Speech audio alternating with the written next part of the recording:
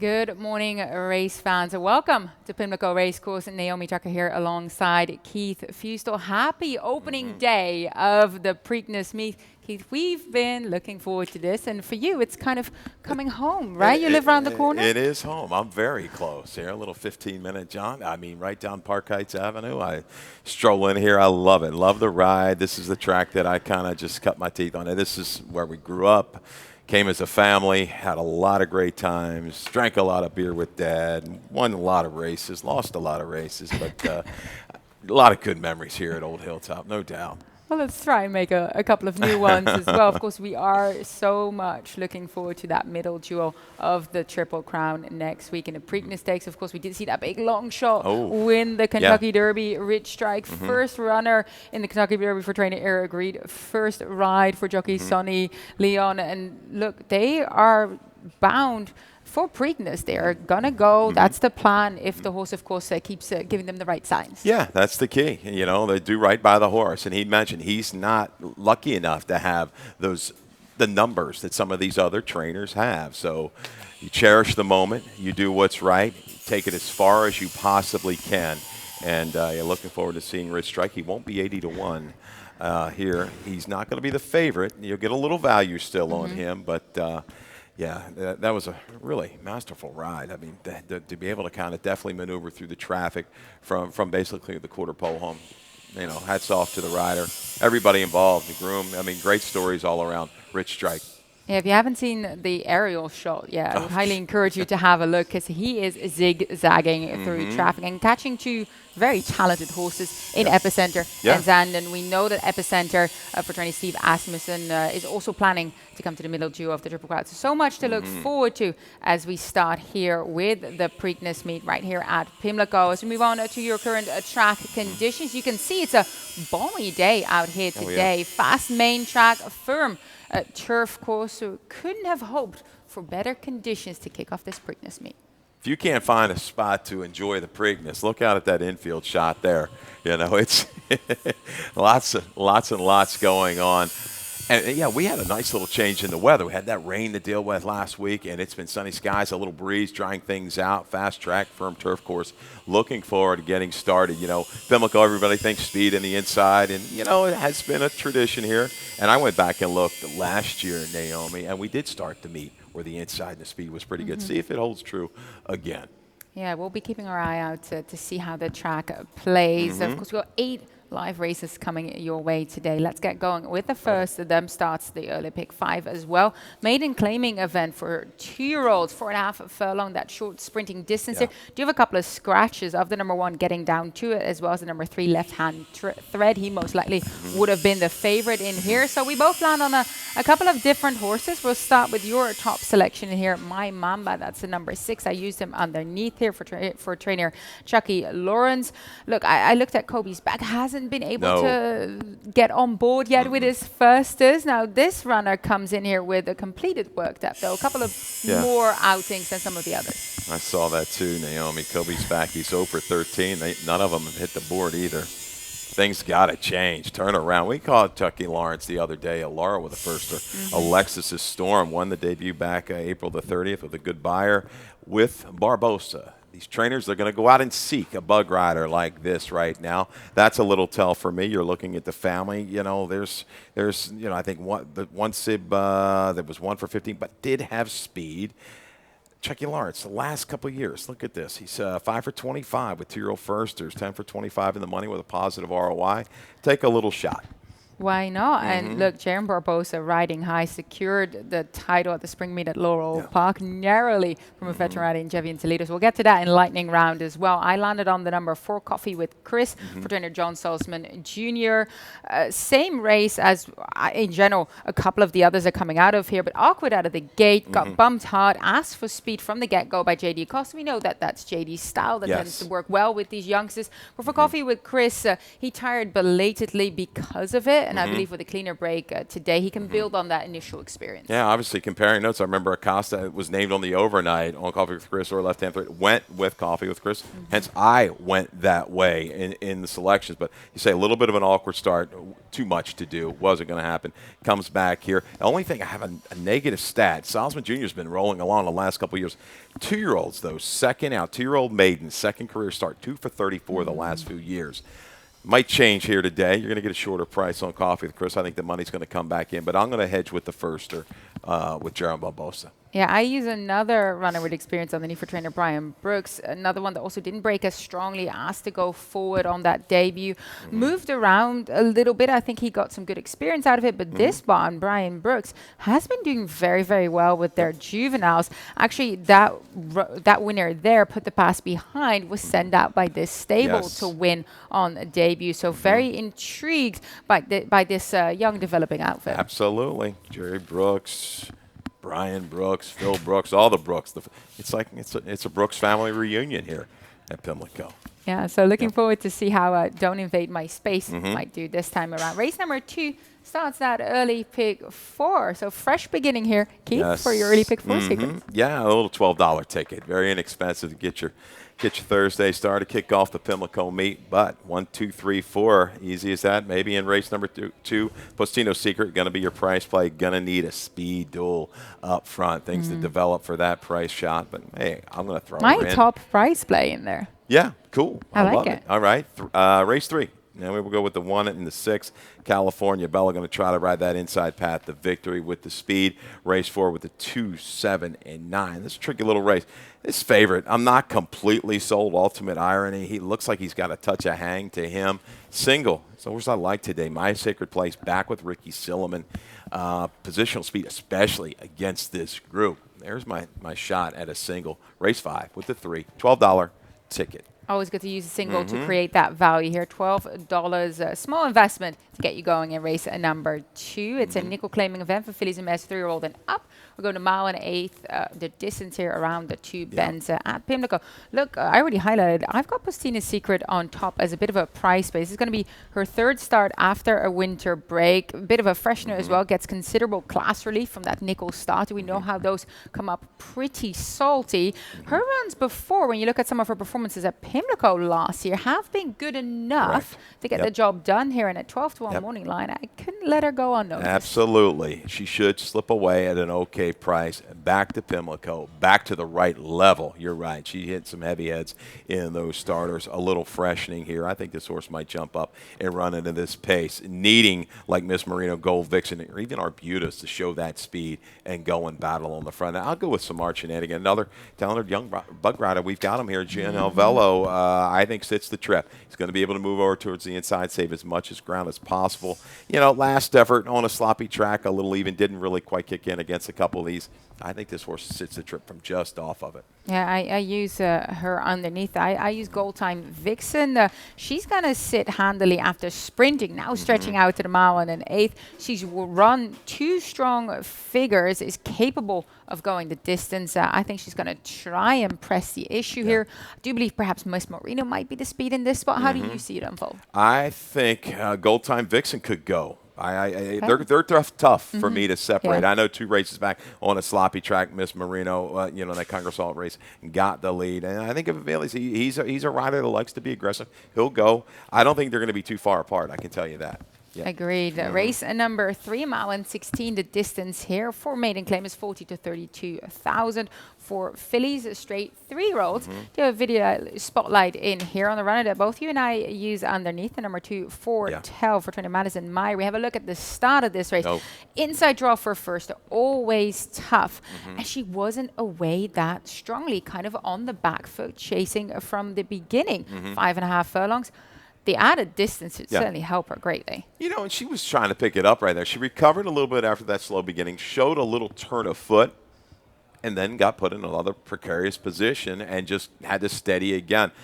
I like the late life. I know she's well back here, 17 lengths when it's all said and done, but showing some effort to the wire. Fly Me Home, a clear winner there. But I tell you, this one here, definitely tried. There it is, a little flash, as my old man Clem Florio used to say. Yeah, we miss Clem up in the press box. But, yeah, that late life, the little flash, it kind of got me involved. I'm going to have to use Fortella in there. Looking at the breeding, second dam was up to an 86 on the dirt. But California Bella is going to be the one to beat.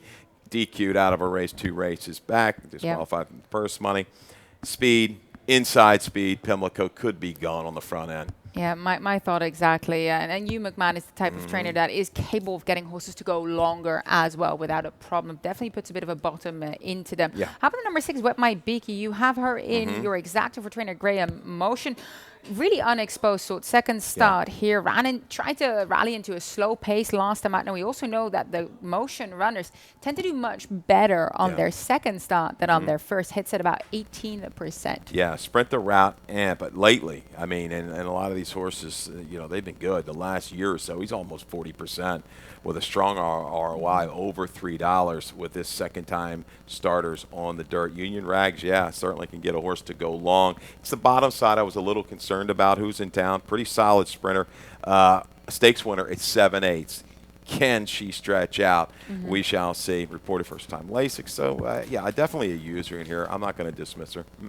Agreed. Race number 4 is our first turf event of the day. We're going to go to mile and an eighth. The distance here on that beautiful firm turf, of course, that you can see behind us. Rail will be set out 20 feet. And we'll start with your top selection. Look, I like the fact that we're actually very different in here, trying to take a couple of shots, I dare say. Mighty Meister is the one that you picked on top in here.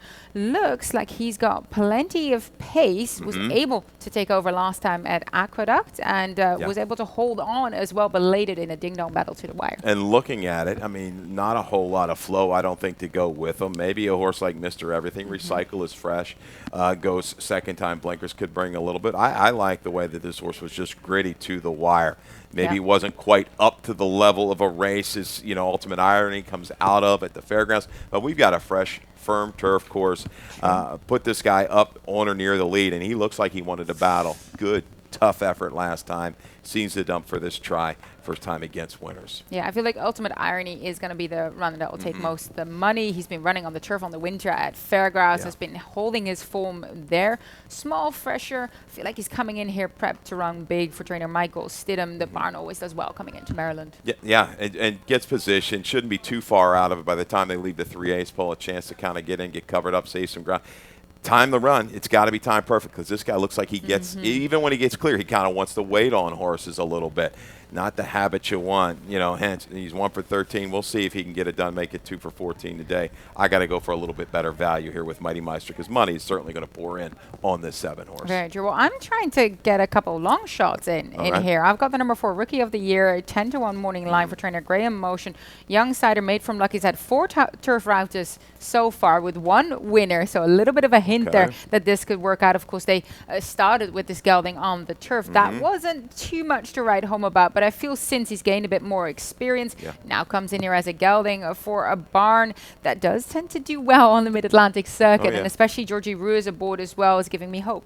I probably got that line wrong. 10-1, it'll come down a little bit off of that. We've got some other scratches in here. So what I have out of this race 4 right now is the 1, 10, 11, 14, 15, 16. So the 12 and the 13. Make sure you've got those in your tickets. So same with Sunset, the 13 can get the route of ground. No problems there. It was wide every step of the way in return.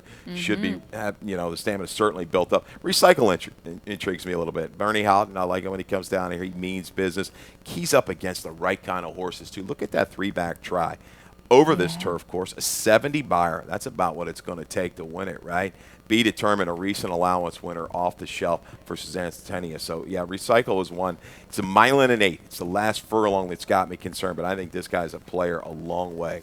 I really, really like this race from a betting point of view. I think this is where you're going to get the value. I use Powerback 20-1 morning line as well for trainer Robin Graham. This runner seems to be a completely different animal when he runs on the turf. His only win has come on that surf. The most recent start on the turf was last summer. He wound up 4 wide, turning for home before giving an even finish. But if you look at the kind of horses he lined up against there, Sky's Not Falling ran second in the Maryland Million Turf Sprint.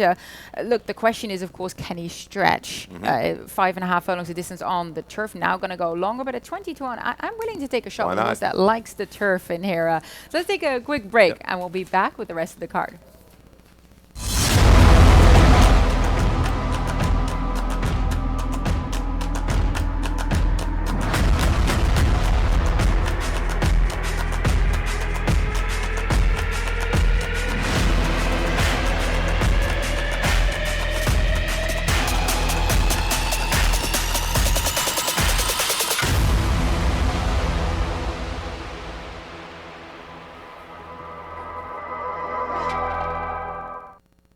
Welcome back to Pimlico Race. Of course, everyone got to get used to saying that now as we made the move. Happy opening day if you're just tuning in. We're on race number 5. We got 8 live races coming your way. 6 furlong the distance here for nickel claimers. Got a video spotlight and a late pick 4.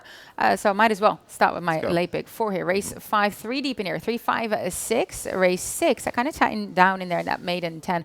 I feel like it's between What Say You, lightly race individual for trainer Mark Schumann, dropping it down in class, as well as the number 9 Scaredy Cat for Jonathan Maldonado. 3 deep again in race number 7. That allowance on the turf, 2, 3, and 4. I haven't singled in the last Texas Tower for trader Claudio Gonzalez. Going to be his second start with the Gonzalez barn. Huge improvement last time out. Sat chilly behind the pacemaker, was able to take over, hooked up. No problem. Just a completely different runner since joining the barn here. So I'm putting all my eggs in the basket of trainer Claudio Gonzalez. There were $9 flat ticket late pick 4 starting in race number 5. And let's talk about your top selection here. My Sacred Place. I know that you singled on him in your early pick 4 ticket. So no extra weight there at all, of just course. a little bit, just a little bit. Yeah, here we go. We're going to go back to January the 16th, and this is a good race against some horses that have come back and run well recently. Rockefellers, look at this, having it steady, giving up some ground to some pretty good sprinters, you know, starter types, nickel up to maybe 10, 12, 5, Pascal Chant, but look at this ride, you know, shuffled early, Forrest, what she does so well, knowing pace, knowing how to save ground and get the most out of a runner and time that run perfectly. Love it. Yeah, I Hooks her thought old buddy Rockefellers right from the inside, goes on by. I thought he rolled on very, very strongly. And indeed, like we saw at the beginning, just shuffled back with a couple of horses elbowing him a little bit at the beginning. And like you said, Forrest Boyce just timing that right in her head. Look, he's my second choice in there. I am going to go with the number 2 Fast Cash for trainer Marius Ray Jr. First start after the break last time out. He got hustled around at the start, was able to still close considerable ground late. He's been up against tougher with success. I think he's going to run his race again in here, especially with that run under his belt after the break. Yeah, that speed stayed up at the 5.5, 6 furlongs. No issue here. A little extra ground. Yeah, slight class relief. Definitely lost all chance last time out. You saw the comment. Yeah, jostled him between horses, caught wide. Chrisitude, another sprinter. That's why I like My Sacred Place. I think, you know, if Forrest wants to go ahead and go with this guy, she can secure the inside and ride that rail to victory. Yeah, I think it's seemingly between those 2 runners, but you include the number 5 Chrisitude as well. First of the claim for trainer Jamie Ness. We know how dangerous that makes this. So look, he's been very popular. Jamie Ness has had him a couple of times, keeps reclaiming him. So clearly sees potential and value still in this runner. Absolutely. I mean, he'll find a condition race maybe down the road, but no, he works here. Doesn't have a ton of speed, but the move back to the barn puts him in your exactness. I think you can't leave him out. Yeah, I use him underneath as well. Race number 6 maiden claiming $10,000 to $8,000 event, 6 furlongs distance here for 3, 4, and 5-year-olds. We'll start with your top selection. What Say You for trainer Mark Schumann. He flashed a bit of early pace on his debut before tiring. I think having that run under his belt, getting that added fitness, getting some experience, now coming over to Pimlico, going against maiden 10s. These are all factors that I think What Say You are going to enjoy. Yeah, and again, the term I like to use, gets an assist with the scratch of Mr. Mosley, who I thought was going to be one of those guys up on the front end that could pester What Say You. Out of the race, Muggsy Malone, we're going to see back, I think, tomorrow or Saturday. All the cards are running together, but he's back for Claudio. I think he's going to be better this time, alone on the lead. He needs to clear. I don't think I want too much pressure for this guy because he kind of caved top of the stretch at Penn National. Yeah. So hopefully he can kind of get out and go on his own. Well, you're right, because Mr. Mosley most likely would have sped to the front in here. So certainly help that he's the one now being able to possibly get to the rail, get some help there, get some guidance. Maybe Call You Right Back has some early speed, has shown some in the past. Do you wonder if that foam might just be pressuring him? Certainly could. And then who's it? does it set it up for the closer? The problem is, Naomi, who is the legitimate closer you can trust in here? I don't have one. I mean, Scaredy Cat's a horse that's coming off of a break that was bet and debut for 60 now, hasn't been seen since October. Comes back with Lasix. I'll throw that one in because it's the Alvelo factor, the bugs. We've talked about it upstairs. If you're new to racing and you're kind of picking the program out and you see the little 5-pound mark next to the weight of the jockey, that's apprentice weight. Well, just kind of in your exactas where you got to have the top 2 finishers, start boxing a couple of these bugs, as we like to say. Maybe grab onto apprentice riders, and I'm sorry to say, and they, they're paying dividends, no doubt about it. We saw it over at Laurel, so that makes it easier. So you don't have to maybe handicap and go through all of the information that might scare you a little bit. Go to the apprentice riders, go from there. Well, in the Mid-Atlantic, our circuit is particularly known for developing strong, experienced young riders. I do believe I actually asked Chris McCarron off air what he thought contributed to the success of riders coming out of Maryland. And he said because trainers aren't afraid to take the weight off and they see the value in that, and hence these riders get these opportunities to ride live horses, to get good race experience and continue their progression. And that's what we've seen. So I agree with you. We have a very, very strong young rider colony. I use the number 4 as well. What say you? In my exacta, as well as the number 6, Call You Right Back. But I feel like those are the horses to use in this spot. So we'll move on to race number 7. So our allowance race, allowance 16 on the turf here for Maryland bred, Maryland side fillies. This is, I like this race. I was looking forward to this one. Let's have a look back at the video here. Why not tonight? We look back 2 starts ago for this 4-year-old filly trained by Jesus Cruz. We're looking at Tampa. She was loaded in that race. You can see her right there in front. But even before that, just so casually cruising up on the outside. Much too good for them on the day. Very impressive performance. Just forged to command and said, that's it. I'm not letting up. I mean, this horse is running into the stretch, through the stretch. You don't see too many runners on the turf win by 7 and change. I mean, you don't see that. Usually the closer finishers. She was lights out. Beat an okay field as well. I went back and keyed up a couple of those. They've moved on, been competitive. Back at Tampa, at Gulfstream, all over the place. A little bit of a break, as again, shouldn't be too much of a problem here, but off the claim, a big improvement number. I'll use the 2. I'm blushing. I do think there's enough flow in here. I like the way this horse just kind of sat, chilled and ready, cruised up, got command and opened up to go. This horse is a half to a stakes winner at My Sister's Ledge. I was trained by Trombetta, same owners. And she got better with more races under her belt. I think she's going to follow suit.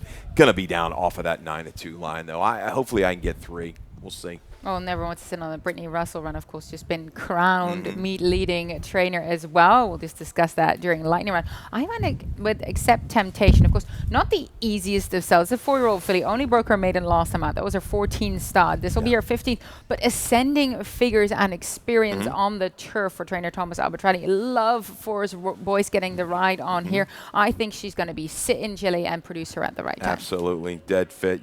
She's going to be saving ground, and Forrest is going to just sit, time the run. She just, I mean, a lot of races, you'll see she won't even, unleash the stick, probably coming about mid-stretch. I mean, she times everything so well and really moves up even on the grass course. These horses really run. Who else you got in here? Mike Candy. Brittany Russell, other entry? Yes, part of the speed. Hasn't been seen since November. Had a couple softer turf courses. Showed the ability on a yielding course. Gets back to the firm. I think this one could go right to the front or close to it and try to even help things set up for I'm Blushing. This one works as well. I think she could certainly press the issue here. I wouldn't see her on the lead, but I definitely feel like she could at least be right there in abouts because she's been close to some sizzling paces in the past as well. So, should be a fun event, especially the 2 turf races today are very strong wagering opportunities that I am looking forward to. Nightcap here is race number 8, claiming $10,000 to $8,000. Norman is a lifetime mile and 16 the distance here. Look, I singled on Texas Tower, so we might as well dive into it for this 3-year-old gelding. We look back at his last race. That was his first start for trainer Claudio Gonzalez after a bit of a clunker of a debut race up at Aqueduct. And you can see here a loose leader in Uncle Jerome, but Texas Tower had his sights on him with the apprentice rider Jaron Barbosa on board. started to reel him in, hooked up, and cleared home. Yeah, big improvement off the debut. The Lasix went on the Gonzalez, on the Barbosa. He was patient, saved ground as far as he could, eased out at the 5/16, and just sustains the run and goes clear by a length and change. Second time now here for Claudia. I think this horse could definitely move up, has some speed too to target. Dejan will be tactical. Illustrious likes to go silent service. Rebel Victory's very quick. 2 races back. Set blistering fractions, battled and was able to hold on. Yeah. But this combo right here, Naomi, this has been pretty good. Oh, look at that. I know Barbosa Jones only been here a few months, right? But look at that. 2 months. 7 for 13. 54%. That's their tally together. 11 for 13 in the money with an ROI of 286. So I think that stat alone would sway you in the direction of Texas Tower in here. So when Jaron Barbosa as well as Claudio Gonzalez team up, they win more than half of their races. That is incredibly strong. So definitely feel like Texas Tower is going to be the one to beat in here. But both you and I also look like the look towards the experienced runner on the rail here in Dijon. First via the claim here for the Aguirre barn. Look, that last race was solid. He tried to put some distance in between himself. Unfortunately, got caught. But that's an honest run, as I will see one coming into this field. Yeah, and Aguirre barn good right now. 2 for 5, 3 for 5 in the money the last 14 days. Don't dismiss. And Dejan, I like 2 races back. I did not think he would stay like he did, and he did. He's going to be able to kind of either go right to the front or sit just off of it, save as much ground as possible. Shown the ability to finish here on the stretch out. I love that he seemingly started to progress a little bit here at the back end of April and March as well. So seems to be moving in the right direction here. Jumps from the rail, I don't think that's a problem. He's got plenty of speed. Actually helps him here with the mile and 16, get position into that first turn and then keep on rolling. And then both you and I use the 4 and the 5 underneath. You use the 5 and the 6 underneath as well. Like you said, Rebel Victory, the number 5 for Courtney Young, very fast early. I guess the question is he going to be able to clear first? That's the key. I mean, you've got a couple horses in here. Illustrious wants to go. Rock and Ron's going to be your shot. I mean, I know it's a shorter field, but like we talk about, if it's time to get out, maybe you key him around in that 2nd and 3rd position in your tries, because he's got the ability to just kind of sit, and he's going to allow some of these horses to come back. He can bring a little bit of finish. You got to time it just right, but I think he could sneak in there at a big price. I'm also sure that Charlie Marquez would be very happy to be back at Pimlico again. Did win the title here last year in that lengthened Pimlico meet. So good luck to Charlie getting back to very fruitful ground for him here as we get going with lightning round.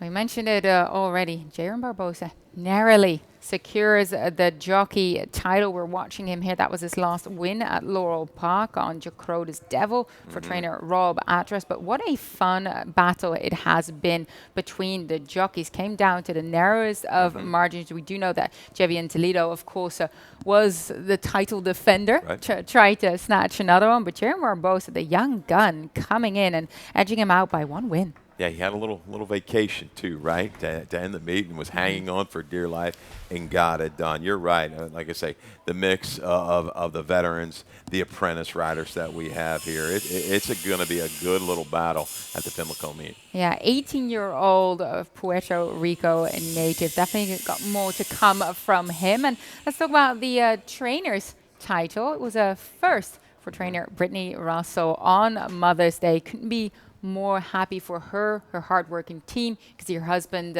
jockey Sheldon Russell, of course, hoping to see him nearing his return soon as well. And you see her, she's claimed a couple horses. I think Stroll Smokin' was one, right? Yep. Got it done, and a couple winners the other day to seal the deal. That's good. Good picture right there, like that. Yeah, and she's in select company as well. I did manage to read that Karen Patty was the first female trainer on the circuit to win a meet. Mary Epler, Laurel's Fall meet in 2016, as well as Linda Rice in 2017, which was a tied meet that day. So select company here for trainer Brittany Russell, who's really started to progress, and certainly looking forward to see what she'll send out during this Preakness meet as well. But let's talk about what is coming your way. Did get the stakes nominations coming in. 245 nominations for 9 stakes, aside from that middle duo of the Triple Crown. 4 graded stakes. Preakness post time 7:01 p.m. EST. oh, look, we are gearing up for it now. Yeah, I can't wait.